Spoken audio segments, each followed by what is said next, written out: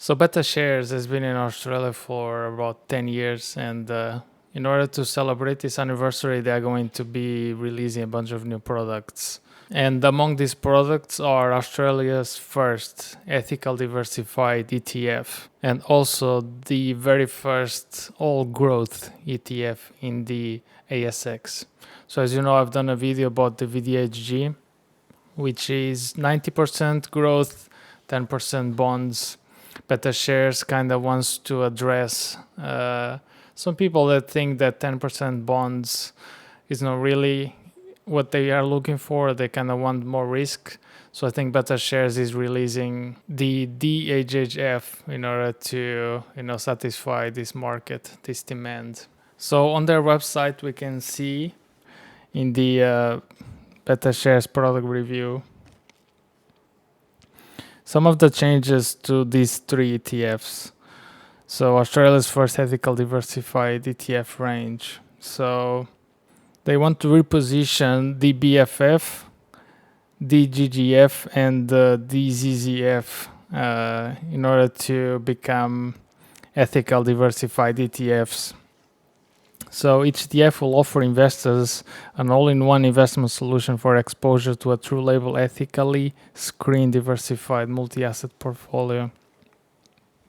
The management costs of the three funds will change from 0.26% to 0.39% per annum. So a little bit higher, but I'm really happy about this introduction of these ethical funds. I remember browsing through some forums online, and people have been kind of wanting these new ethical funds. Me personally, I am using Australia Super Ethical, a super fund. So I'm really keen to see how these ETFs will perform. I really think they're going to perform well. World is moving definitely towards a more ethical, conscious, if you may. So I'm really interested to see where this will take like the industry as a whole, if other ETF providers, index funds, if they're going to be introducing ethical portfolios as well. So these changes will take effect on the 15th of December. The other really exciting news is the release of the DHHF, which is basically all growth ETF. And as I said, it's basically kind of competing with the VDHG from the Vanguard High Growth. But instead of having 10% allocated to bonds, has 100% stocks. So instead of 90-10, has 100% stocks. So a bit more riskier. So if you have a high tolerance for risk, then this might be a good investment. So they also have some information here. DHHF, the first all growth index diversified ETF. So they are moving from an allocation of 90% growth to 10% defensive assets, and they plan to do 100% growth assets. And they are also going to decrease the management fee from 0.26 to 0.19. And they claim to be the lowest management fee diversified ETF on the ASX. And again, the change will take place on the 15th of December. In order to know if this 10% actually makes a difference, I recommend that you read this article by Passive Investing Australia. Does the 10% bonds in the VDAG make it a no-go? So basically, some people are in the online forum saying that the 10% kind of ruins the Vanguard High Growth. So they prefer to have an ETF that kind of has 100% stocks, so just for growth. But this article really explains in kind of good detail why that might not be the case. Please feel free to read this on your own time. But the conclusion is basically that what you see is that adding a small amount of bonds significantly reduce volatility but hardly reduce returns at all in almost all cases. In the best case, it actually improved returns from 2009 when stocks had two bear markets. And in the worst case, it lowered returns, but less so than if there was no rebalancing, which means even in the worst case, you'd have reduced your gains by less than 1%. You held in bonds, less than the percentage you held in bonds. So definitely worth the read. And another thing, they have this nice table where you can see basically the changes.